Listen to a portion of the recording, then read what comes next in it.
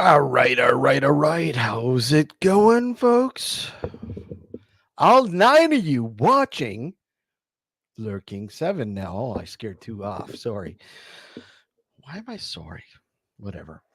Hopefully everyone's having a pretty good day. It's absolutely gorgeous out here today. It's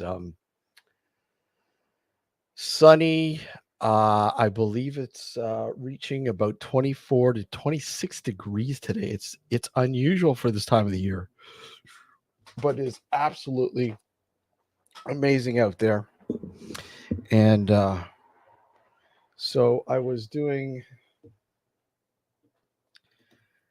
some work around the house. Of course, I'm off for a couple weeks, so that's why you guys are going to get sick of me popping in here and doing these oddball live streams or whatever. But hey, I've got the time. I'll do them and just, hey, it's the way life goes, I guess, right? So yeah, it's beautiful out today. So I'm getting the Halloween decorations ready. Like it's a long process for me. I usually take 2 weeks this time of the year, sometimes 3 weeks off to just dedicate to like kind of getting things ready for Halloween for the kiddies when they come trick or treating. And we get quite a few. I remember when I first started doing this, we were probably getting maybe 25, 40 kids, maybe. Now we usually get anywhere from 150 to 200 kids showing up at our door. Mind you, not all of them are kids. There's some teens, but whatever, you know. But yeah, we get quite a bit of people showing up the door. And I enjoy decorating the house because I love seeing the kids you know reaction, how they react to it. And I should do a video on the reaction of some of the kids. I don't think I've ever did that, so or done that. So maybe this year I'll do that. I'll see if I can get some reactions to some of the the kids showing up at the door looking for candy, trick or treating.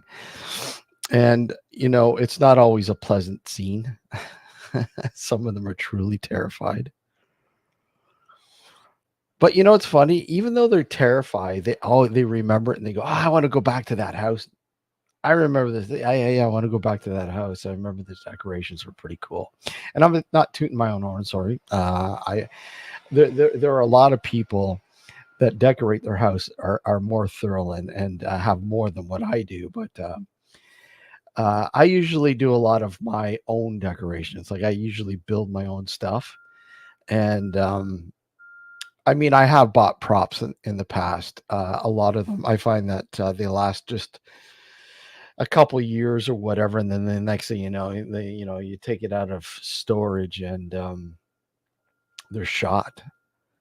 You pay X amount of dollars. I mean, they're really, especially now, they're really, really expensive.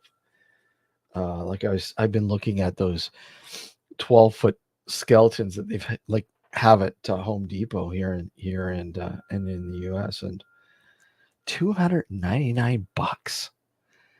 That's pretty steep, and it's only plastic, man. It's only fucking plastic.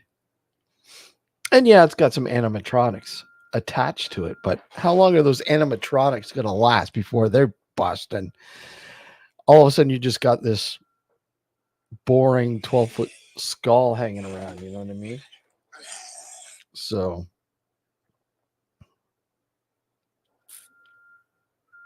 yeah. So, hey, shout out to Tim in chat. And any of you lurkers, say hi. Hey, Friday, how are you?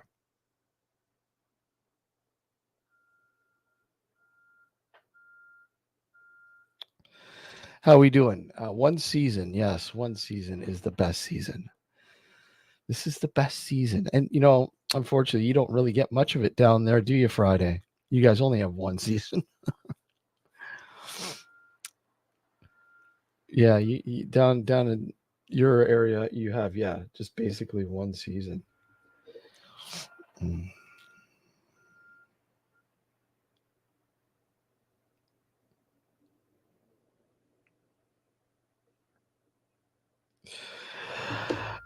It's melting high. Yeah, what's a temp down there? And here, I don't know in Fahrenheit. Here, it's warm. It's really warm, unseasonably warm. It's let's see.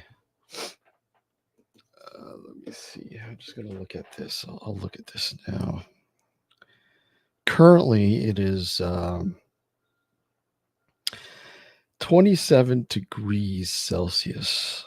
Let's see. Uh, let's see.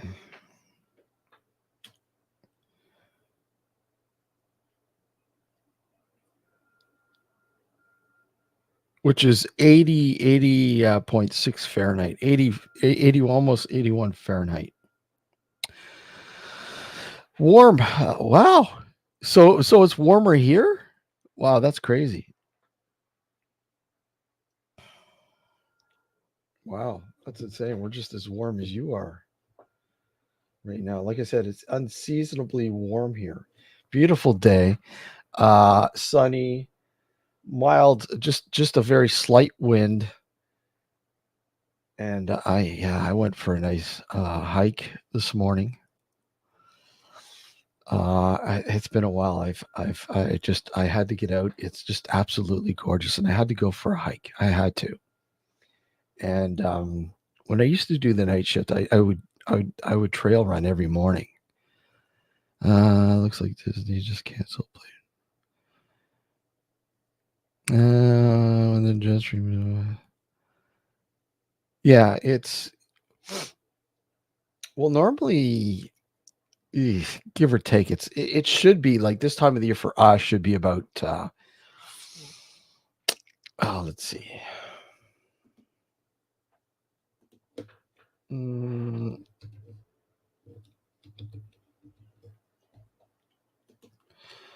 50, 59, 60-ish. I'm looking at the translation conversion into Fahrenheit. But that's yeah, usually what is generally. So, as I was saying, I was out, I did a little bit of a trail, not trail run, but a hike. And I don't know. I'm not a big Blade fan, anyways. I don't know. I liked the first one. I thought the first one was all right.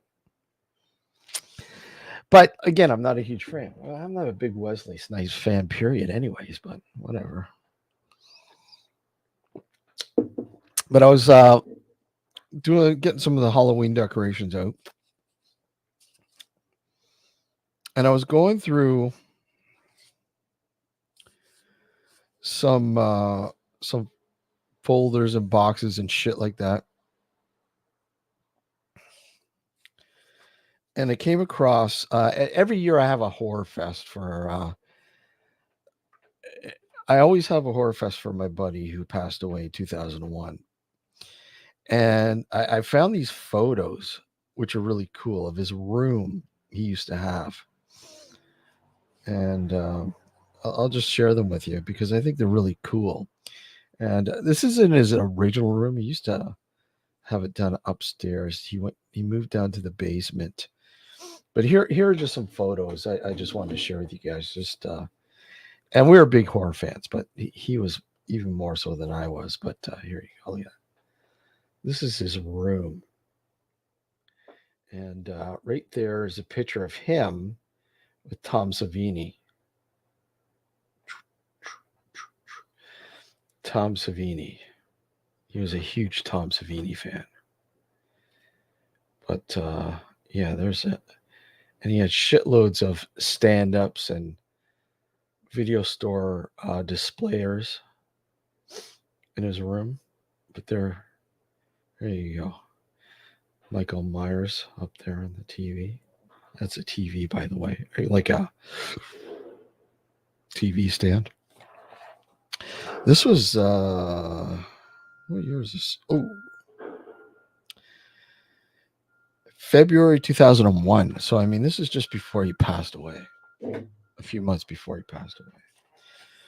But here's going up the stairs, and you can see the VHS movies there. He had a shitload, which I took. His father wanted me to take them to save them from being trashed. And but that's the stairs going up from his room. As you can see, all the paraphernalia, all the different. He was a huge John Carpenter fan. Huge John Carpenter fan. The Thing, The Fog, Halloween. And again, here's one of the walls in his room.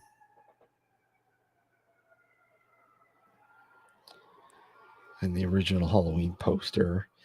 I don't know why I never took these. And the original Texas Chainsaw Massacre. I do have these still. Those you see those right there in between the posters. I have these still because I had some myself, but I took these talking dolls, and they're always pretty cool. And yeah, and here's a picture of it's faded. You can't really see it very well, but there's of his room there, and right here is a coffin table that my buddy made for him. And I still have this coffin. And in fact, it's a part of my Halloween display. I use it as a coffin for this makeshift vampire I made that I put inside. Again, here's another wall. Again, he was a huge Nightmare on Elm Street fan too. I was never a big fan of Nightmare on Elm Street, but he really liked it. And then you see Phantasm right here, right there, which I absolutely fucking loved. And the original Friday the 13th poster.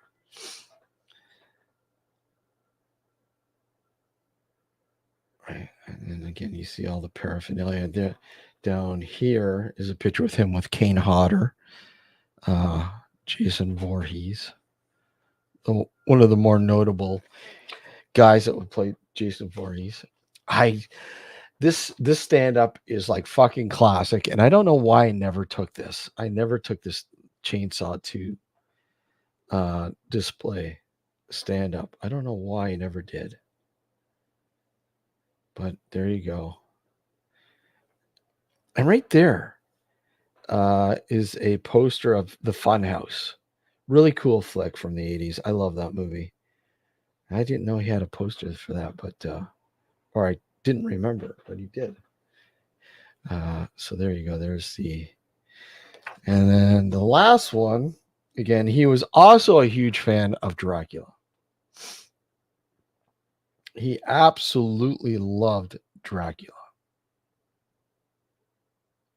In all its different incarnations, but he loved Dracula.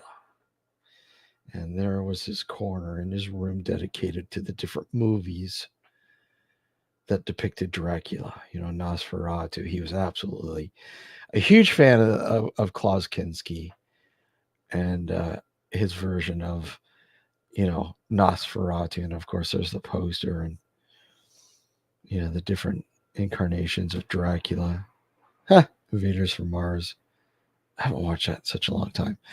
But yeah, there you go. There's some time machine photos from my buddy's room that was probably from 2001. I have some photos of his original room. I believe it was the mid to late 80s. Don't have them up here handy with me. But his original room was really cool, very cool. Again, much like what you saw there, he just like literally transported all his stuff from one room down into the sort of basement and did up the basement. But yeah, we watched some really fucking good, really cool classic films back in the day there. There was a stretch when him and I were both unemployed. Both of us were unemployed, and we were just right out of school, pretty much right out of high school. And we would always go to the local video store down the street from his place, and we would rent shitloads of movies. And we, he would, what we used to do is we used to fucking we would copy three movies on a blank video VHS tape. I mean, I'm sure a lot of people out there remember that when you're, back in the day when VHS was king, you know. But yeah, and then hey Dave, how are you? We got into the old college comedies too, the real raunchy comedies from the 80s.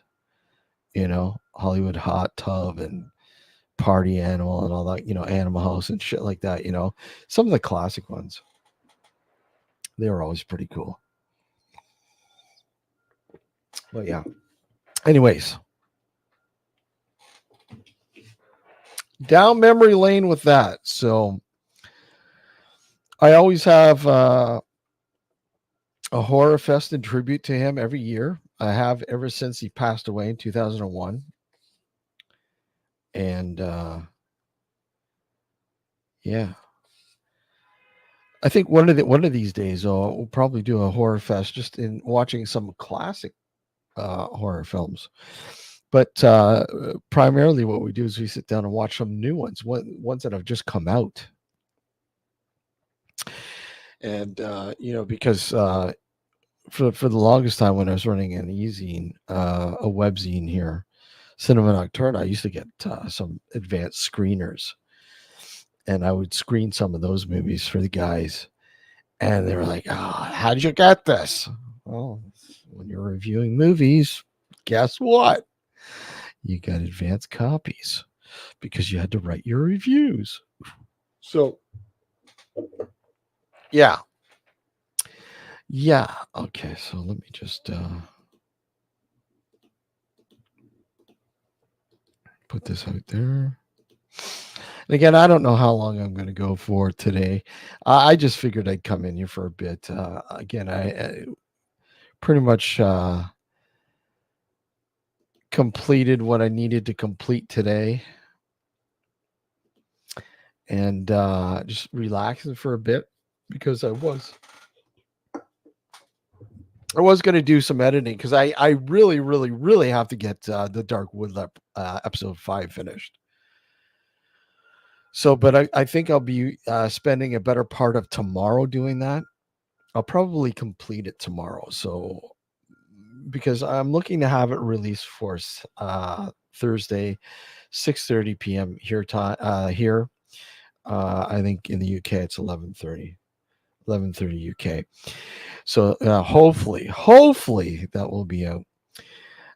Just a big shout out to all those urbexers that and paranormal investigators and shit like that got together for Urbageddon.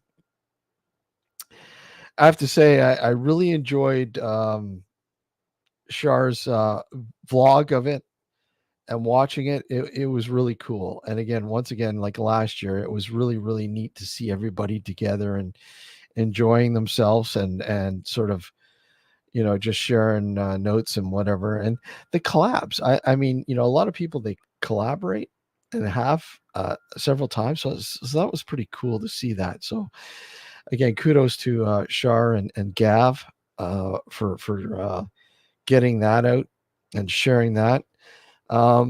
guys, did you guys see? Um, did you guys see that Ozzy Osbourne was inducted into the Rock and Roll Hall of Fame? So his second time, of course, being with Black Sabbath the first, man, he is looking frail. He does not look good at all. I mean, I watched the full thing, and damn well he was itching to get up there and be a part of singing. He wanted to get out there. You could tell, but he couldn't. He just looks so frail, man. And I know lately he's gone through a lot of shit. The last few years, he's gone through a crap load of stuff.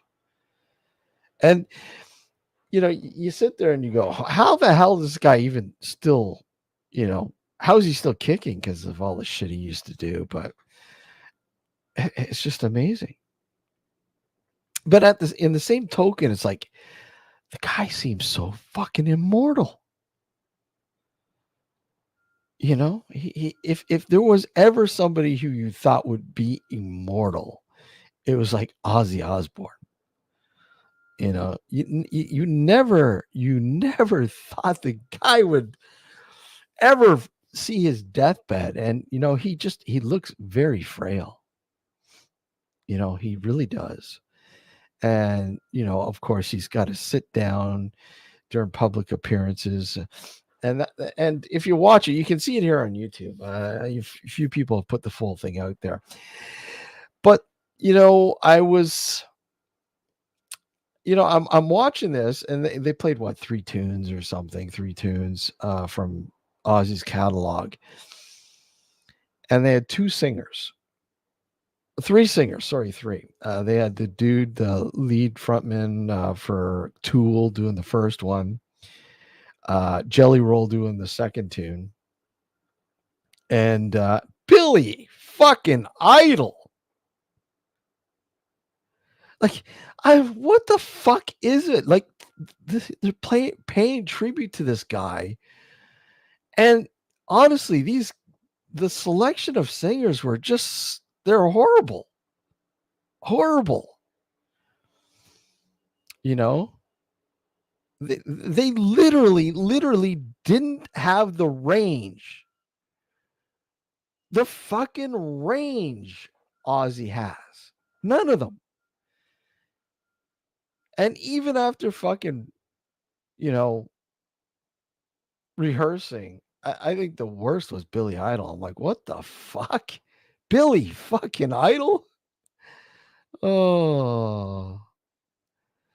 I mean, Jelly Roll was okay. Don't get me wrong. He was okay. Hey, Swedish Chef, how are you? Everything's good. How about you? Hopefully everything's good with you, man. Jelly Roll was okay. I can understand. I kind of like, he's got a different vibe altogether. But Billy Idol is fucking washed up. He is. I'm sorry. He's just fucking washed up. And he's not even a singer, really. He was fucking horrible. Absolutely horrible. And Billy, yeah, exactly. Billy Idol. And the lead singer of Tool, I love him. I love Tool. Don't get me wrong, but no, God, no. And even I was watching an interview with him on some music show, and he was talking about prepping and being asked to be a part, one of the singers, and he's like, "Fuck, I can't even, I can't remotely get to his fucking range." Hey, Dazzy, how are you? You know, Uh, and he even said, "I can't reach his fucking range. It's like literally impossible for me to get to his range." And as much as he tried, it wasn't very good. It wasn't good. I'd play it here, but I don't want to get dung. I don't want to get a stupid fucking copyright bullshit, fucking YouTube. But it's just watch it. If you haven't seen it, watch it. And it was Jack fucking Black too. Jack Black, the fucking maestro of this shit. Fucking horrible. The guy, get rid of this guy, Jack fucking Black. Ah, he's fucking ridiculous. Fucking hack. Jack Black. His sarcasm was just so fucking stupid. And it's sad. It really is. Like, here's a guy, Ozzy Osbourne, who literally is the godfather of metal, right? Let's be honest. Like him or hate him. I mean, literally the guy from Sabbath to his solo career defined and influenced so many people in that category of music and outside it. Even outside it.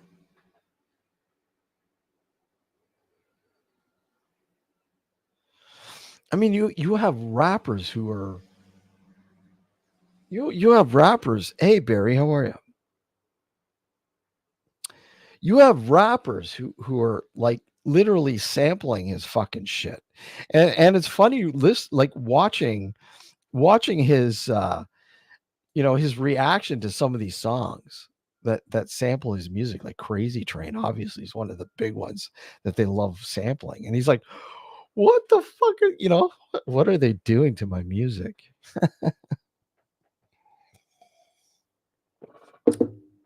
But I think he's one of those guys that will go, or one of these artists or whatever, that will take pride in it because people love the tunes or love him to the point where they want to use his stuff, and they will pay obviously royalties. They have to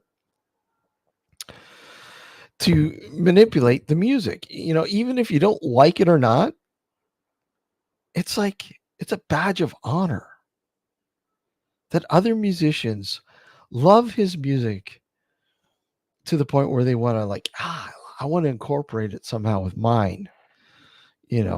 So you don't know, you're not always going to like it. I mean, I don't. And he might, I don't know if he personally likes it or not. Like, he's probably, like, his reaction is like, oh my god, what the hell? And then you got some new artists like, well, newer artists like, Post Malone wanting to do a collaboration with him, which is a pretty cool tune. What is it? Let me see. I can't remember.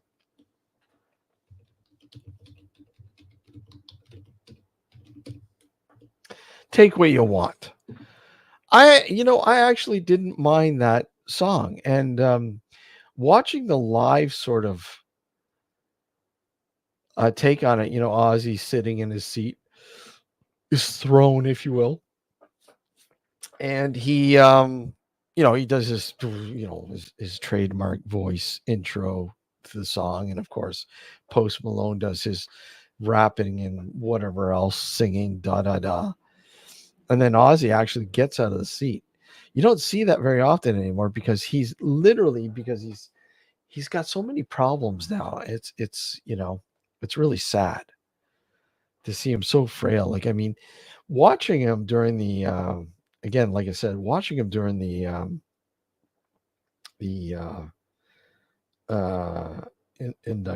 induction Hall of Fame induction ceremony, him sitting in the seat and just like wanting to get up. You could see he's itching to get up because he's hearing the music, and he's like, he wants to get up and he wants to perform, but he can't. He just can't. And I mean, if anybody's ever seen fucking Black Sabbath or Ozzy live in concert, he's like a fucking machine, man. He's like a fucking machine, constantly on the go, revving the audience up, getting the audience into the groove, and just, you know, and to see him the way he was it was deflating. It really was. But we have to remember the guy's what, 75 years old, something like that. 70, 75. But like I said earlier, it's just like the guy seems immortal. At least he seemed immortal, because I mean the guy, it's like, how's this guy still alive with all the shit he fucking did? In the late 70s, early 80s, whatever. You know, he pumped so much fucking drugs and alcohol into his system that it's like, and I think they ran some experiments on his blood, I believe. They wanted to see what why Ozzy was still fucking ticking, man. And they were saying that he had an extra genome or some shit like that that most people don't have, that actually the reason why he's still there or whatever. I don't know, but I don't know. But I'm telling you, that's, hey, whatever. Crazy. Just absolutely crazy. But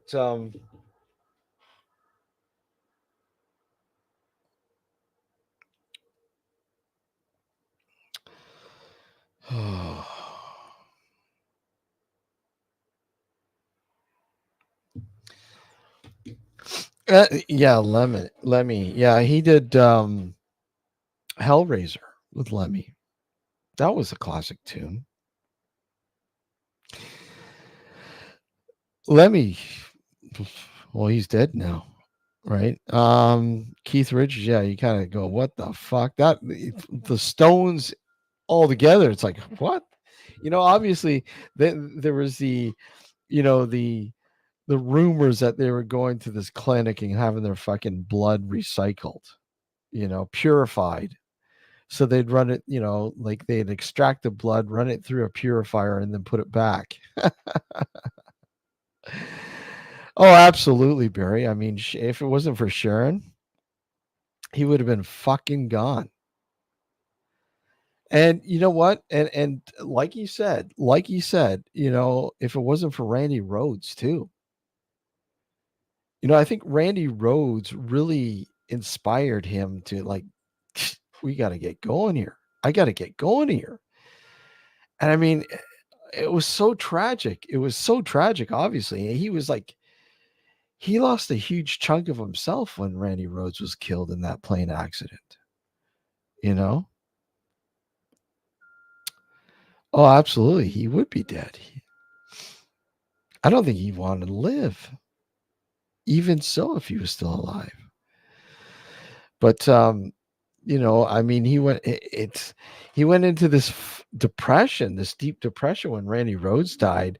And of course, we all know, Sharon's father was his agent, his record label, Jet Records. And that's how him and Sharon met, right? Through her father. But it was like, the show must go on, Ozzy. Yes, your friend died, but we've got commitments here. I mean, you don't even have any time to grieve properly. You know, how can you grieve properly? I mean, that's fucked up. Your best friend died because of some pilot's fuck up,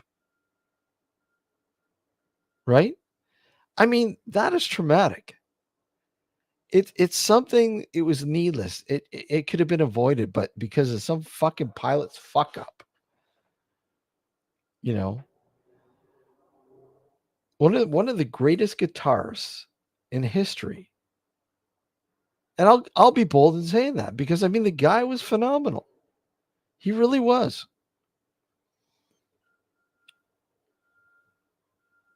And Ozzy knew it. I mean, the one thing Ozzy knew, he knew how to, gravitate to good musicians. I mean, Tony Iommi, and of course the rest of Sabbath, Randy Rhodes, Zach Wild. Later on, Zach Wild. I'm not much of a Jakey Lee. Was it Jakey Lee? I mean, he was okay, but I don't think he was defining. When I think of the Aussie sound, I think of Randy Rhoads and then Zach Wild. I mean, Zach Wild just has this fucking wild, out there, kind of crazy fucking essence that complements Ozzy's lunacy. You know, lunatics on the fucking run, loose. That's what you get from those two. But I mean, Zach Wild is a great guitarist. I mean, he really is. He's just so out there, and he's very very animated. You know, very animated. So yeah, it's like I said, going back to the induction, he did thank, all the musicians that he worked with, and he didn't really go into examples except for thanking Randy Rhoads. Randy Rhoads. He mentioned Randy Rhoads of all people that he was with, Randy Rhoads, and of course his wife, Sharon. If it wasn't for Sharon, he'd be fucking in some gutter, dead years ago, right? But you know, he did publicly go on social media and thank everybody in Sabbath. Obviously Butler, Iommi, and Ward. If it wasn't for them, he wouldn't be where he was. He wouldn't be, you know, he wouldn't have a solo career. Really, he really wouldn't. I mean, he probably would have been still working wherever the fuck he was working. He would have been a blue collar worker in the UK. If it wasn't for those guys and forming Black Sabbath. I mean, those guys really, like, even though they kicked him out of the band, and rightfully so, he couldn't get his act together. I mean, he did leave the band. Before that, he left the band for a bit to do Ozzy's Blizzard, I think it was called Ozzy's Blizzard or some shit like that, with some of the original band members from Earth, I believe it was. And then, he got called back into Black Sabbath to go record the last album that they did with Ozzy before they kicked him out. Here in Toronto, actually, at Metalworks. And, Iommi even admitted, they were all fucking doped up and they couldn't get anything straight. They couldn't get anything going. And it's funny because I absolutely love that album. It's not your traditional Sabbath album, but there's just something about it I really enjoy. I really like the album. I like it because it's raw. It's raw. It really is. It really is. And yeah.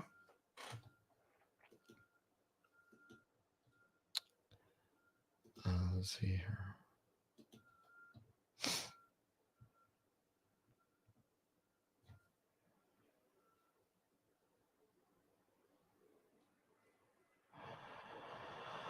Yeah, so it was pretty humbling to watch. Let's see here. The inductions. Lager time. You drinking a lager, Tim? Not me. What do I have? I have Ghost Nebula. Ghost Nebula out of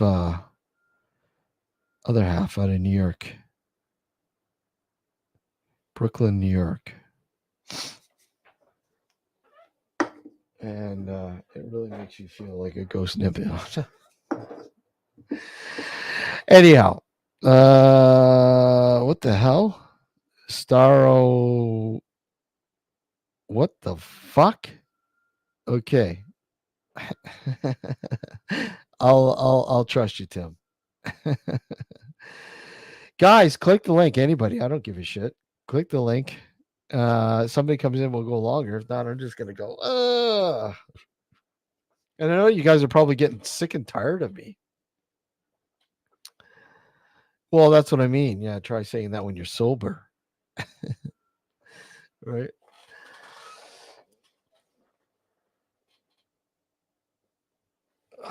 Try saying that when you're sober. Yeah. Yeah. So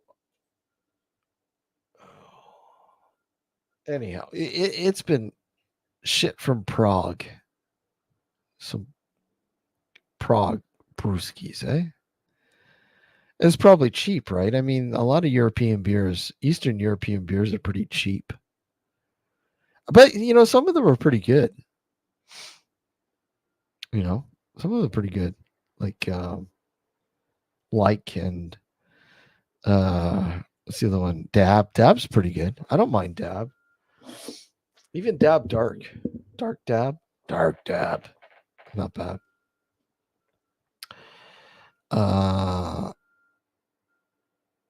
I can't even say there's another one in a red can. It's called Carla. I can't even fucking say the name. It's pretty good.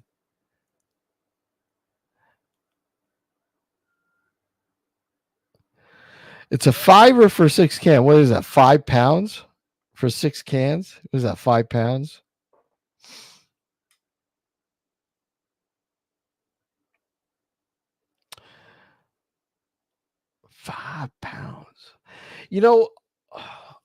I've been watching, and I don't know why. I don't know why. I just it was in my feed, in my YouTube feed, and I started watching it. It was Stoke-on-Trent, and what is it? The Longdon, and how the town is like literally a fucking ghost town. Like all the shops are closed up. It's looking bad, but there's also a huge drug problem there. Like what is it? Monkey dust. Monkey dust is a huge problem over there. And I don't know, are any of you guys in and around Stoke-on-Trent in that area? I don't know if any of you guys are there. Is it really that bad? I mean, I've watched a few videos. Um, in and around. It is that bad. Oh no. I don't know.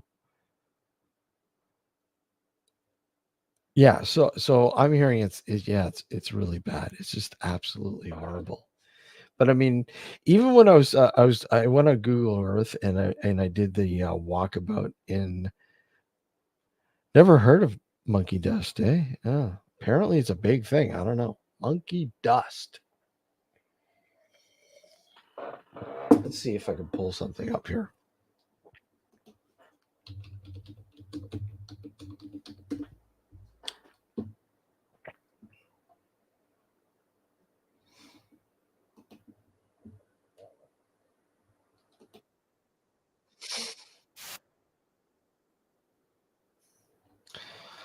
I'm trying to get something that's not. Uh,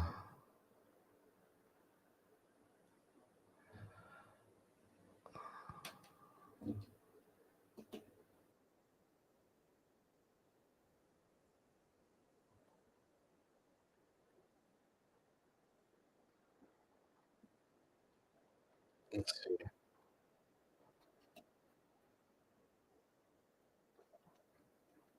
Well, apparently it's cheap too. Let's see. Hold on.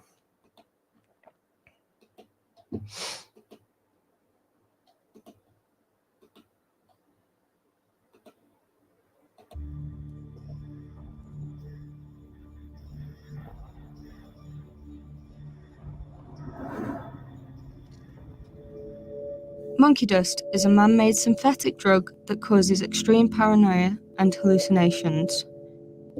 A hit costs as little as £2 and its effects can be felt after ingesting amounts as small as 3 milligrams. Jeanette Jackson has personally seen the debilitating effects of monkey dust. Well, we've lost 5 this year. It's vile because it just eats them away. You know, and they're that hooked on it, they can't stop using it. But you can see the faces are like getting withdrawn, and you know them, but they haven't got much longer to go, and it's vile. But there's nothing they can do for it because it's a man-made drug, so they can't even give them anything to get them off it. Baz Bailey became passionate about trying to eradicate monkey dust after discovering that his son, Rio, had begun to take it. Rio was once a top-level triple and long jump athlete. He experimented with drugs during his time at university and was introduced to monkey dust a year ago. Now Baz is prepared to do everything he can to get rid of dust on the streets of Stoke. He spends his spare time gathering information, educating others, and helping users in the hope that he can save his son and prevent further addiction. His community group, Time for Action, meet every few weeks to discuss the ways that they can tackle the epidemic. Just a quick one then, right? Who in this room, show of hands, thinks that we have a monkey dust problem in Stoke-on-Trent? Right. Who in this room thinks the police have it under control? Thought so. Do you two think that the problem's under control? I don't want to. No, seriously, what are you doing? Making a documentary? Yeah, about monkey dust, mate, yeah. Do you take it? Yeah. What do you think of it then? What's your... Well, I've been addicted to heroin since I was 14. I'm 32 now. Do you think it's better being addicted to this? No, it's the worst thing going. Yeah. I'm glad you said that, mate, because I think that as well. Not that physical side effects. Just the mental. It's psychological at the end of the day. Because like heroin, we can substitute it with something, can't we? Even Control that's it. just as addictive as the actual heroin. So, anyways, yeah. So it's man-made. I mean, it could be. There's all sorts of fucking ingredients for this, and literally a lot of these things are like, you know, cooked up fucking on the fucking, you know, run sort of thing. And we're talking about fucking fire retardant.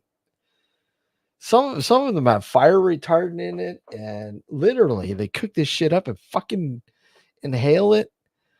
It's like, what the fuck, man? But you know, it's not as bad as say like huffing years ago.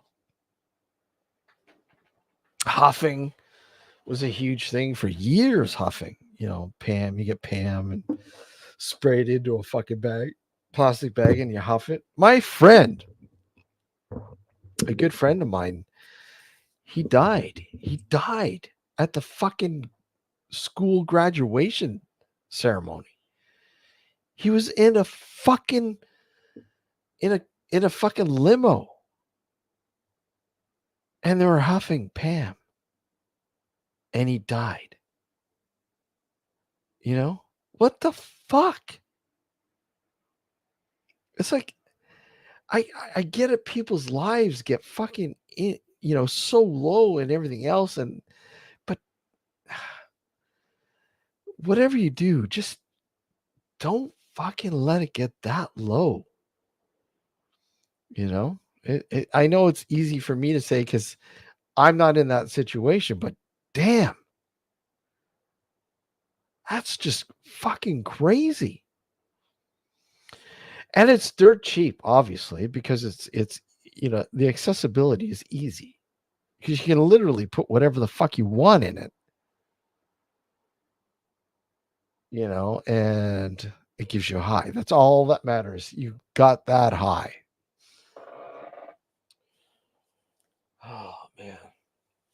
It's like sitting on YouTube and watching hours of fucking, you know, Kingston street in fucking Philadelphia and the people that are all fucking jonesing on fucking fentanyl and whatever else. Cause I mean that fucking place literally is the birthplace of fentanyl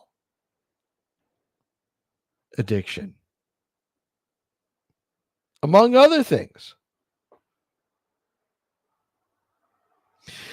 But it's so scary that your life gets into that situation, man, into that dark. That's dark. That is really dark.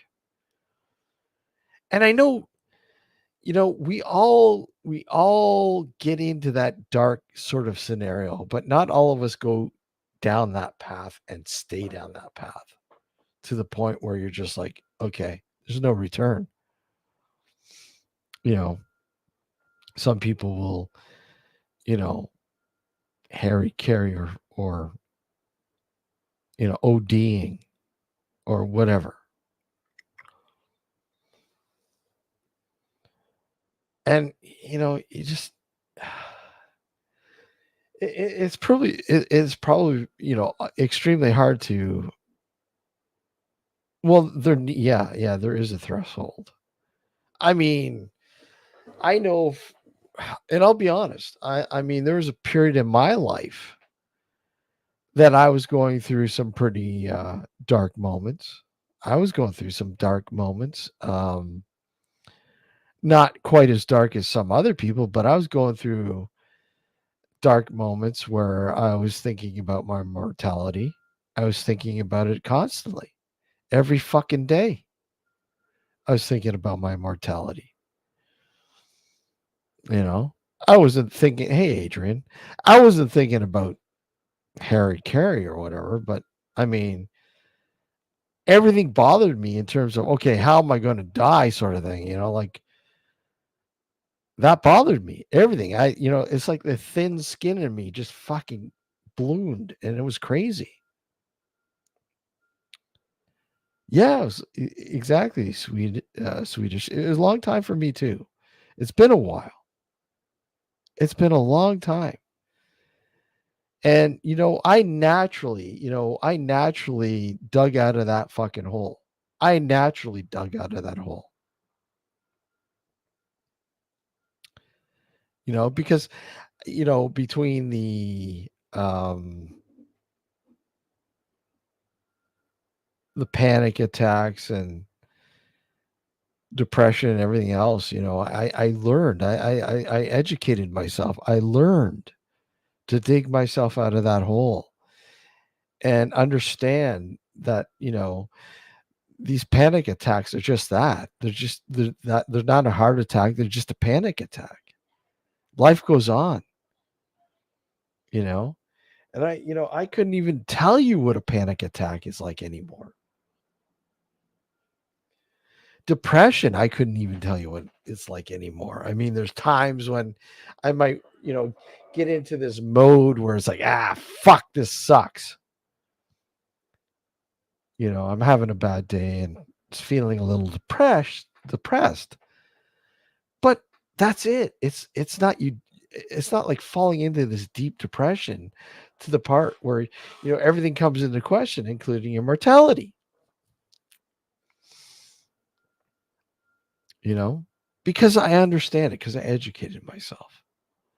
And I know a lot of people can't do that. A lot of people have a hard time doing that. Long time depression it is. And I honestly thought that I was going to have that problem too. I thought I was going to have long-term depression, but thankfully I haven't.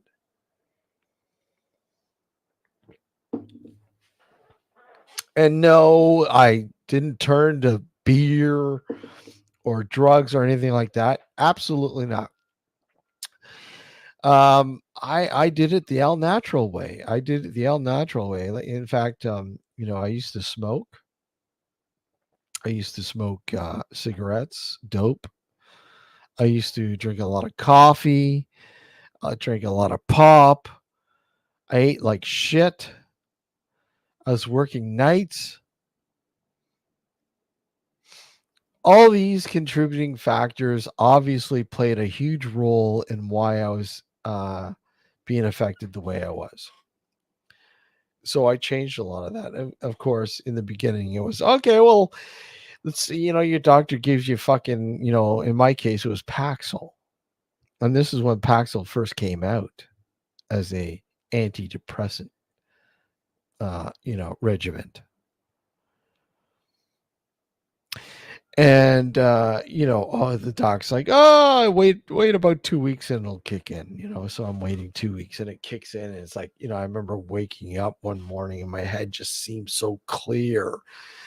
And I'm going, oh, is this the drugs? Is the Paxil that's kicked in? So I said, okay, let's give this a test run. So I would start thinking of things that would normally get me into a funk. My thinking would get all clouded, and I'd go into this deep sort of, oh fuck, I don't want to be here situation. And as soon as I started thinking that stuff, it was like it went up in smoke. It wouldn't linger. It was okay. Oh, I don't like this. This is just as bad as the fucking depression. I don't like not being in control. I have to be in control.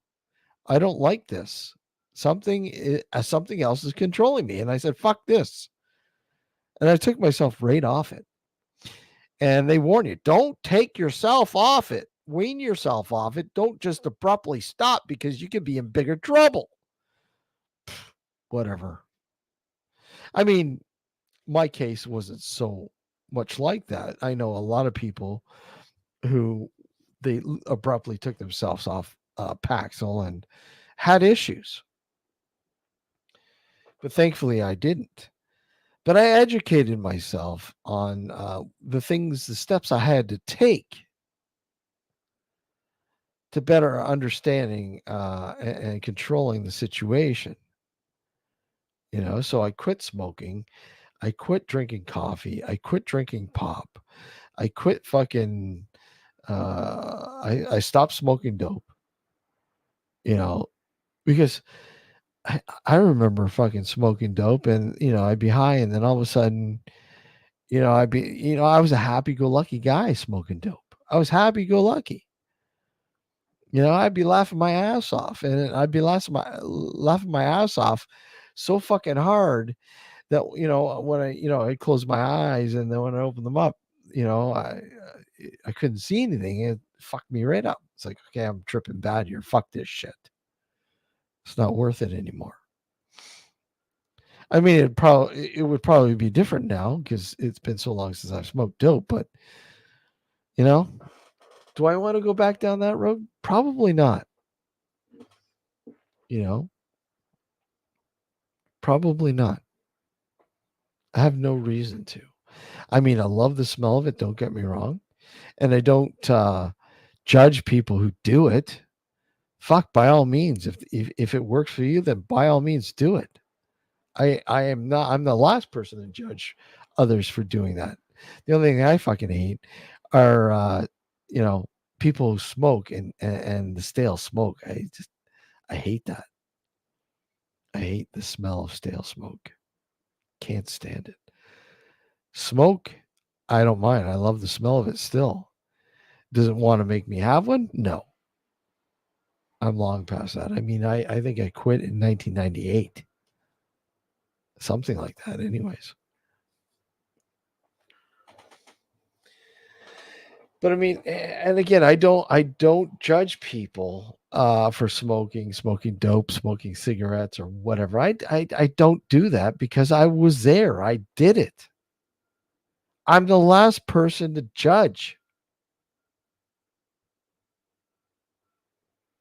I'm not all about judging people. Well, I shouldn't say I'm not all about judging people. I mean, I have had my fair share of judging certain individuals, but hey, Stephen, how are you?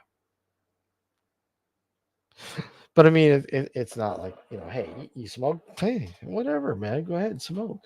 I'm not going to hold it against you. There's no point in that. You having a beer in the afternoon? I'm not going to judge you for that. It's the afternoon here. It's 2:32.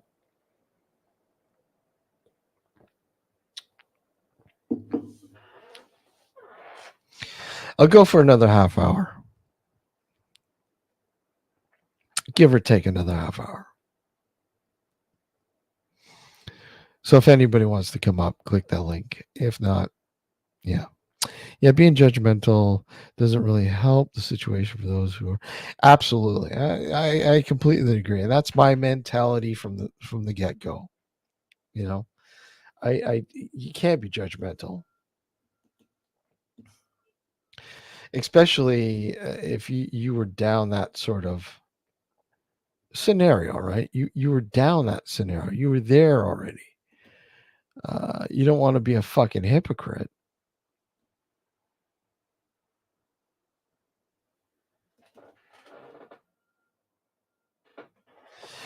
Right? And a lot of people tend to be hypocrites.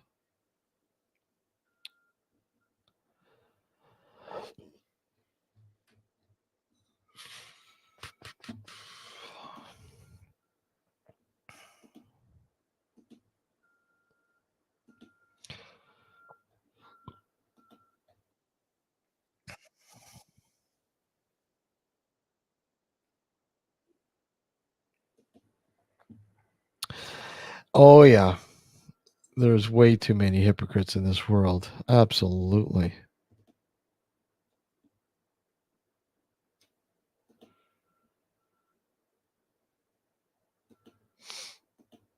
Way too many.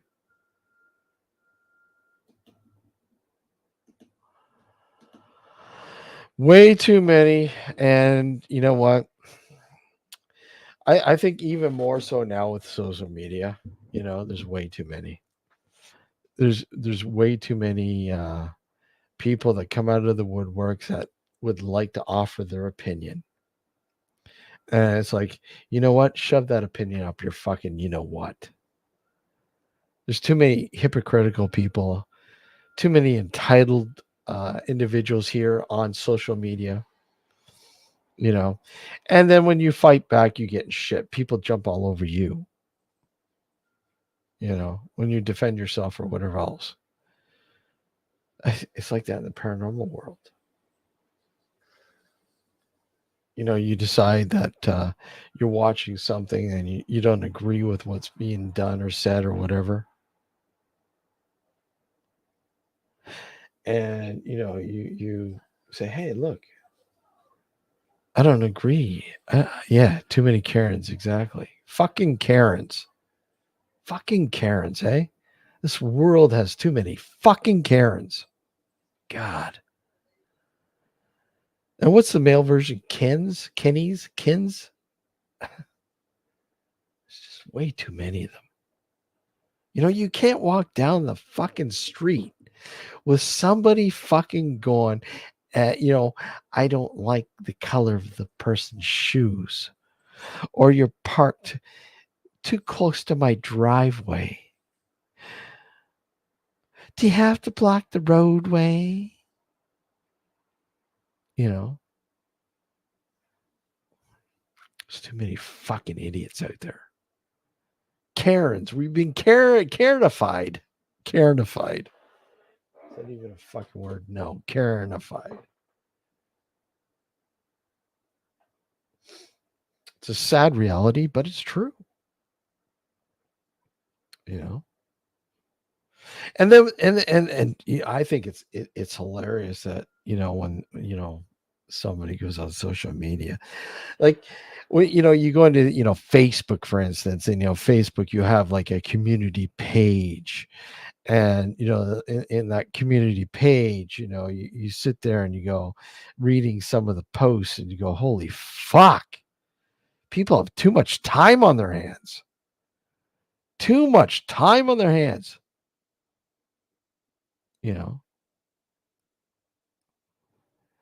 It's like there are those people in the community that sit in their driveways and watch everything and post everything. They have so much time on their hands. Your dog took a shit on my fucking lawn. Clean it up, asshole.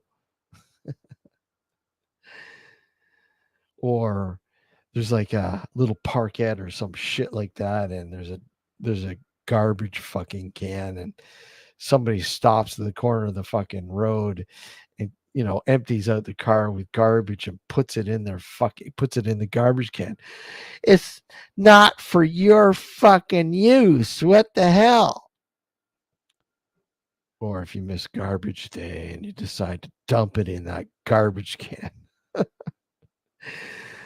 You was called a dirty, smelly hippie in the supermarket. Really? What the fuck?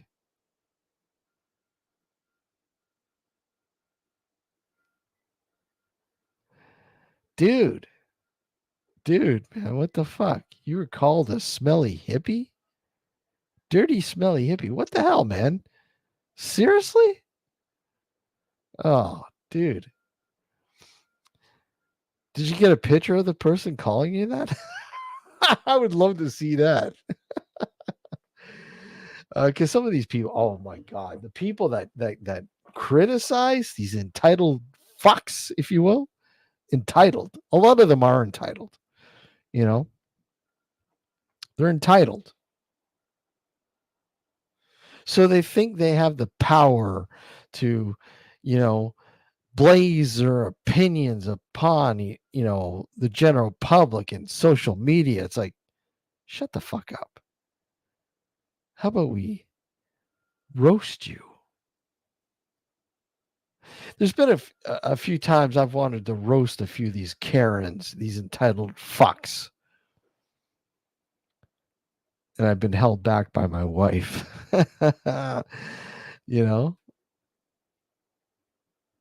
Why? It's there's times when you sit there and go, I'm sorry, I can't hold back. I don't give a shit. I can't hold back. I have to interject here. I have to say, look at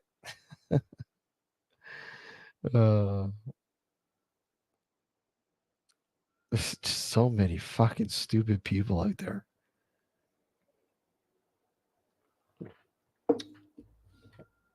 Way too many of them. Way.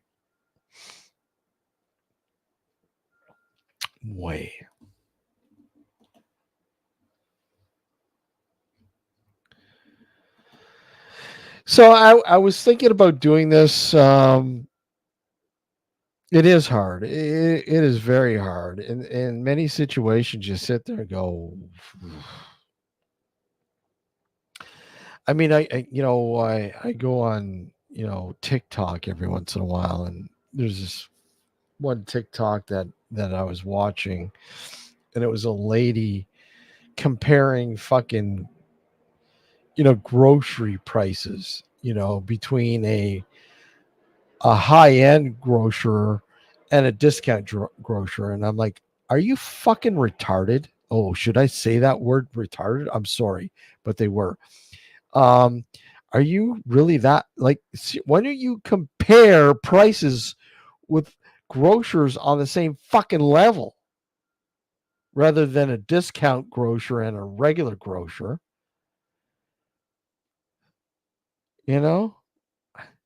But they're saying the same company. It doesn't fucking matter. It might be owned by the same fucking company, but it's run by a different division. Regardless, their buyers are getting better deals because they know they're a discount fucking grocer.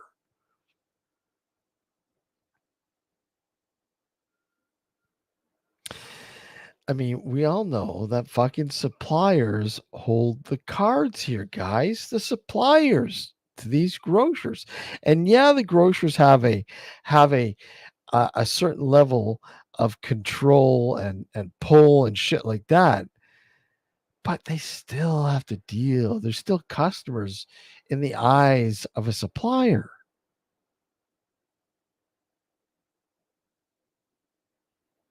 Yeah, I know. These digital creators are a fucking joke. It's horrible.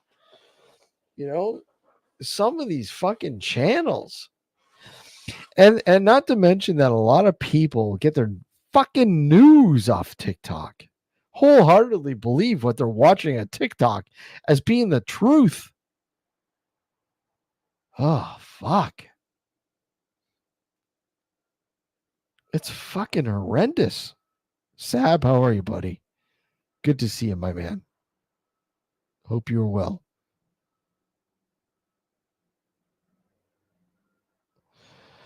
Yep.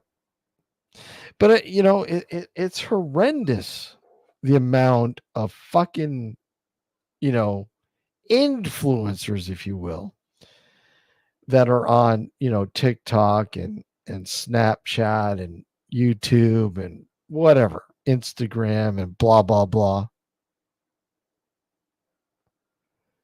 So these people just, and the shit that they talk about,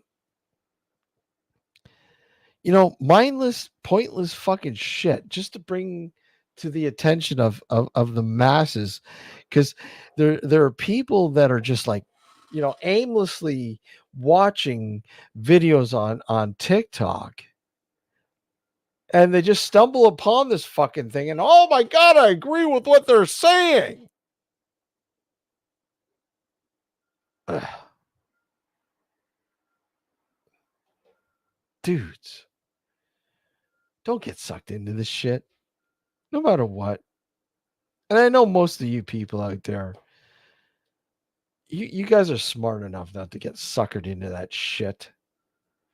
I have a guy, a friend of mine, that will send me fucking, reel after reel from TikTok about weather modification. About the canes that hit Florida, for instance. That they're man-made and they were controlled and da da da da da. Fucking why? Because TikTok fucking told you. Don't get me wrong, I know, and we've been covering weather modification here for years on the show. But are you really that fucking stupid that you're gonna believe every fucking thing that you see on YouTube or TikTok? Oh yeah, he told me. It says it's true. It's true. Oh, this is where life is going, folks. This is where reality is going. Reality is no longer a reality anymore. It's scripted. It's scripted now. TikTok is scripting your fucking future, folks. It is. Whether you believe it or not, you have the mass majorities that are watching TikTok and believing every goddamn thing they see on it.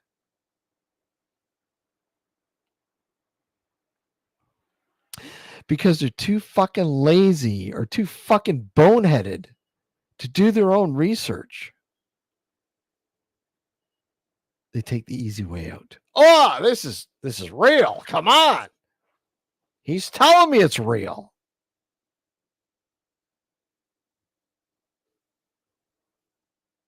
So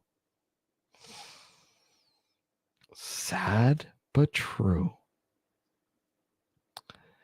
Sad but true, but that's the reality of it.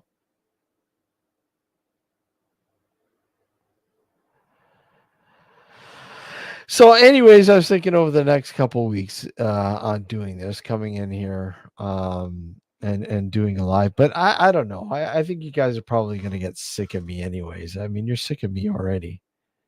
So I don't know. I'm sitting on the fence on whether if I'm going to do this or not. Come in here daily for the next couple weeks. And flat earthers. Yeah, exactly. It's horrible.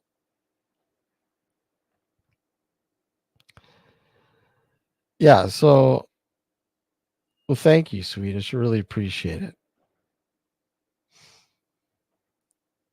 And that's all they are. Yeah, they're rants. But I mean, I love listening to you guys too. I mean, you guys, most of the people, if not all, that come in here and listen and watch and blah blah blah and are level headed. So I love reading your comments and your opinions and recommendations and so on and so on.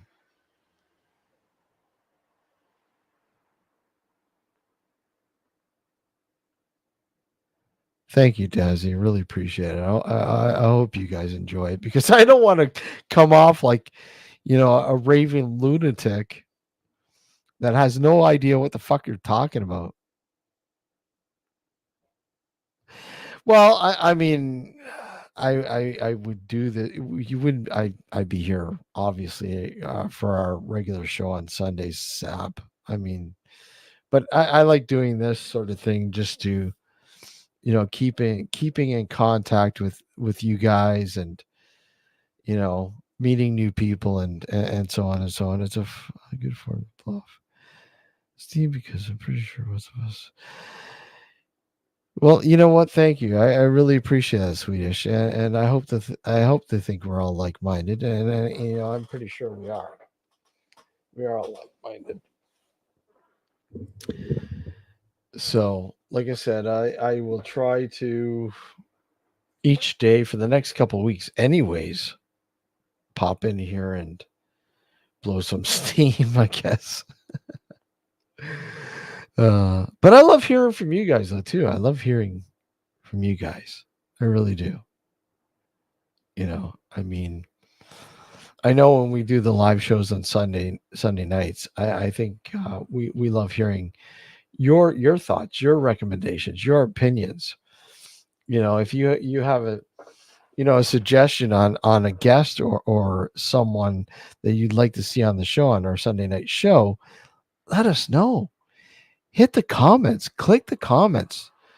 Don't be bashful. Fucking hit those comments. And again, if you haven't subscribed to the channel, please subscribe to the channel. Hit the like. Hit the like, guys. Hit the like if you want more, obviously.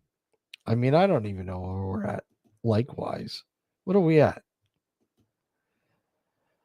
14, and there's 21 of you watching. Come on, guys. Click that like button. Let's get up there. Sap, you're the best.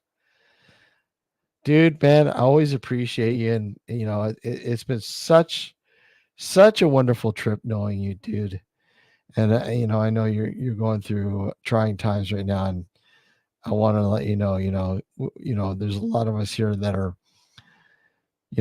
rooting for you, buddy, rooting for you, and we know you can do it. We know you can. I know I'm here across the pond and I can't really do too much, but if I can help you out, I can. I will. I will help you out, buddy. So thank you. It always means a lot coming from you, dude. Thank you. But yeah, it's always nice to see you guys. Always, always, always. Dazzy and Sab and Swedish Chef. It's been a while, but always great to see you. Tim, always great to see you. Adrian, hey Adrian, how are you? I know Steven, of course. And who else? Am I missing somebody? Come on, lurker. Say something in chat. Say hi. If you're looking in chat, say something. Let's see. Oh, don't worry about me. Thank you. I understand what you're saying. Well, I know, Sab. I know that's your level. You're a level-headed dude, and you're awesome, dude.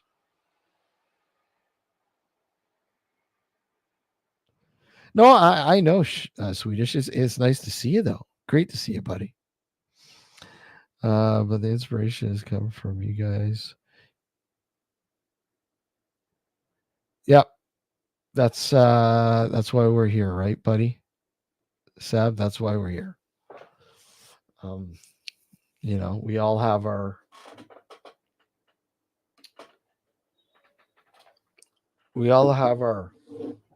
pits and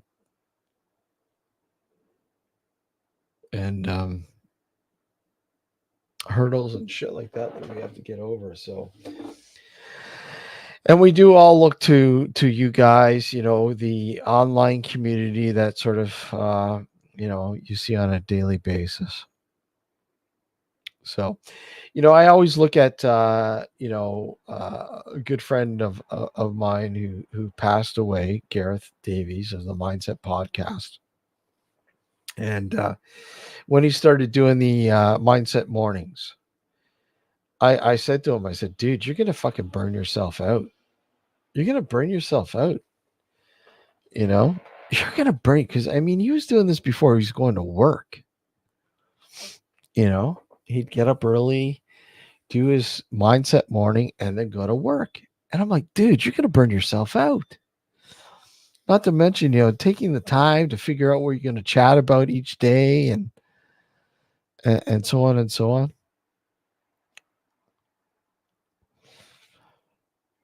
And I look at that. I look at that dedication as inspiration. I mean, Gareth did a great job with the Mindset Podcast and the Mindset Mornings and the Friday Night Howls and the people that surrounded him, so on and so on.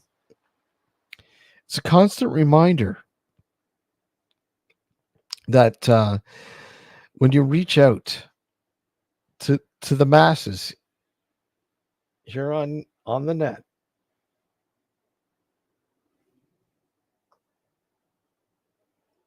there will be people to respond.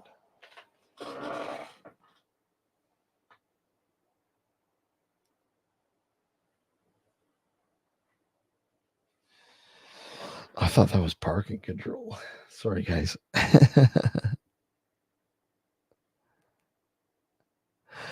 Yeah. I mean, Gareth stuff is, and I constantly find myself going back to watching Gareth stuff over and over and over again.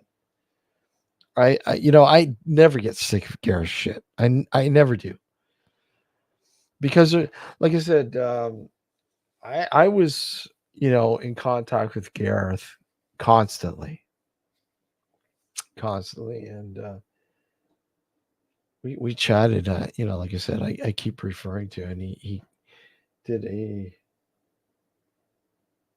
he did an episode on the Phantom Carriage brewery in close to where he was living in California, in Los Angeles there. And I told him, dude, you got to go check this place out, because I knew about it because a friend of mine was living in the area at the time, and he was telling me about it, and he sent me some brews from.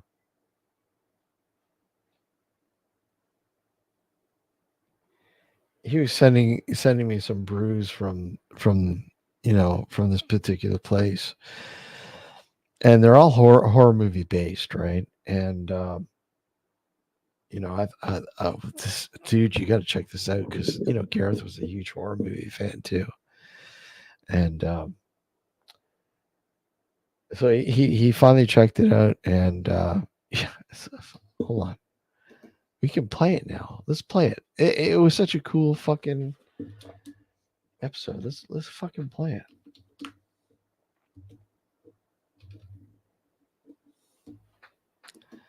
Let's watch it.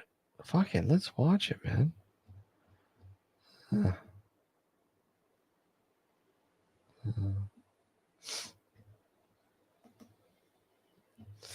Do it before I get to get going here, but this is such a classic episode, man. And it's so sad that obviously Gareth's no longer with us, but same token, he'll always be with us. You have a lot of material on YouTube to watch. 230 fucking videos, man. You can't go wrong. Okay, so let me just gear this up here. And this episode,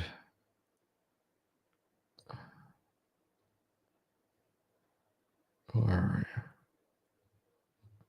Jesus, Murphy's. There's a lot more than I thought it was. Come on, where are you?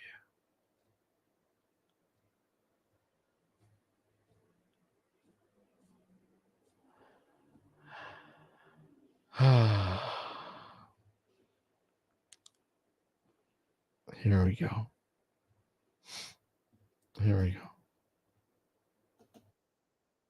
So I'm going to show this because we can.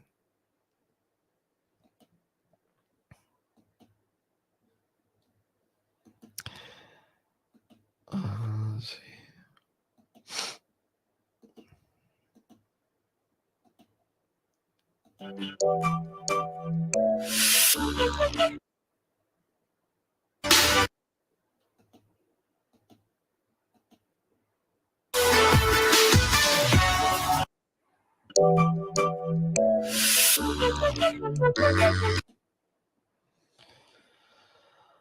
Okay, here we go.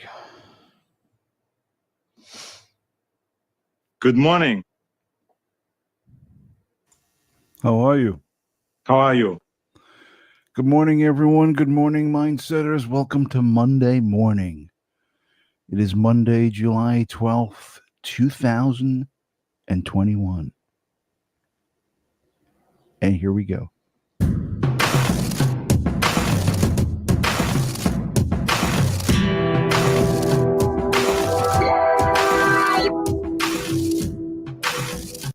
Got a passport that because Good early, baby.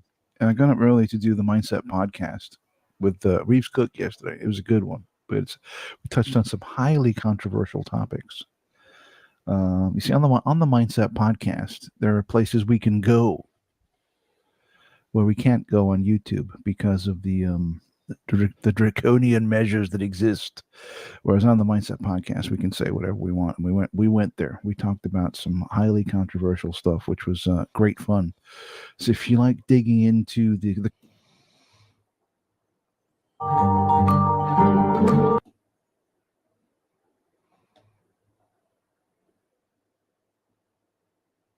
you're going to have to. What the hell, man? They play.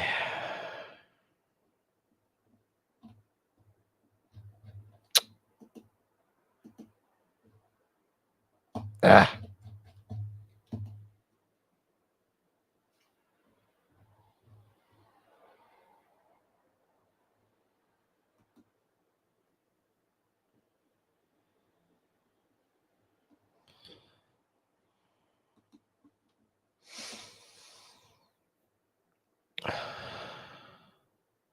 That's a skeleton I was telling you about. 18.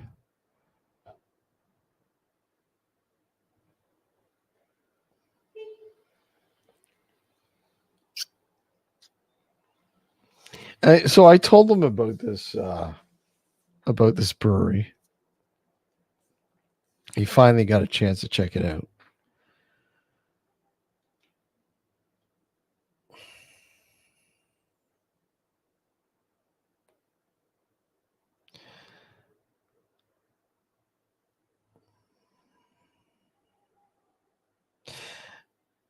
Yeah, I can't play the music obviously because strikes. Yeah, there's the skeleton there that I wanted. And here, look at this classic Edison doing his Jack Nicholson impression.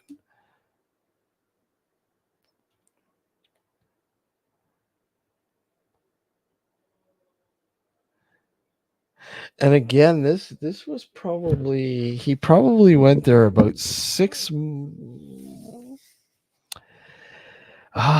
just a few weeks before he passed away, unfortunately. He went to go visit this place.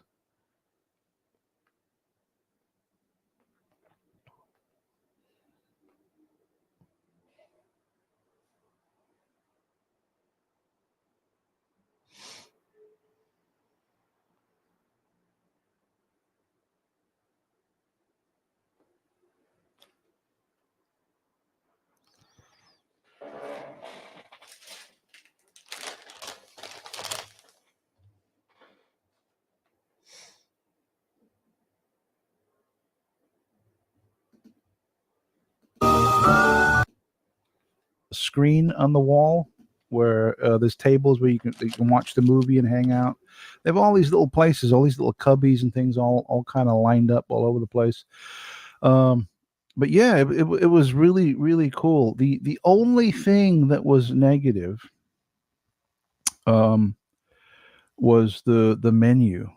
Because if you go online and look at their menu as far as what food they have, then they have like the Leatherface burger and the Freddy Krueger fries and all of these things which are all like horror related. But when you go there, we were like, oh well, let's order some, some Freddy Krueger fries or some burger, Leatherface burger or whatever. They were like, yeah, sorry, we've only just come back and got things going, and we don't have a chef yet. So like 90% of the stuff they had on the menu for food, no go. Okay. Yeah. Give it time, right? Yeah, I'm sure they'll get there eventually, but they had all the beers, but they didn't have the food. But a lot of the food they had, it sounded like fun, like fun, weird stuff. But we couldn't get any food. So what we did was we hung out there. We had a beer or two, and then we left and went to another restaurant to have some food because they didn't have any food there. But it was cool. Yeah, well, that kind of sucks. But like you said, they're just opening up. Yeah. Right. And right. I mean, I like how, like you said, the themes that they have in there, and I know they have a special theme. I think they play a flick every Saturday night or something in their theater area or whatever. I don't know. Yeah, because there's one room specifically, and I think I might have shown it in that video where they have like a big screen on the wall. Yeah. And then all the little tables, so you can go in there, and I guess that's the main screening room for whatever movie they're going to show. We should get them to show the Nocturnal Night Shots premiere in there. Yeah, that'd be pretty cool. That'd be fucking awesome. Trust me, I've been corresponding with them from day one, trying to get some of their swag. Like, I mean, they're really tough. They're really tough because they don't ship outside the U.S. What? Why not? No, I a lot of them won't because they're not, because it's expensive to ship right now, and it has been for a long time. I mean, international parcels are like, I think a small package is like $30 US. Oh wow! Why is it so expensive? It has been for a long time. That's especially crazy. From going from one coast to the. But there you go. You got the idea. But there you go, man. There you go. And doing this is that, Gareth inspired me. He did. He always has. And anyways, for the next couple of weeks, I'll probably be popping in and doing lives. So anyhow, that's about it, folks. I do have to bid you adieu, but thank you for popping in and listening to my insanity. And perhaps we might see you tomorrow. Who knows? I have to work on the Dark Woodlot episode 5. And hopefully that'll be ready and premiering Thursday night around 6:30 p.m. Eastern Standard Time here. What is that? 11:30 p.m. UK time, guys. Take care. Until then, and of course, our Halloween special this Sunday, October 27th. Hopefully we will have my good friend Mike Bracken on, the horror geek, to talk about some horror films and more this Sunday night, guys. Until then, take care, everyone. Good to see y'all, and we'll see you later. Adios, amigos.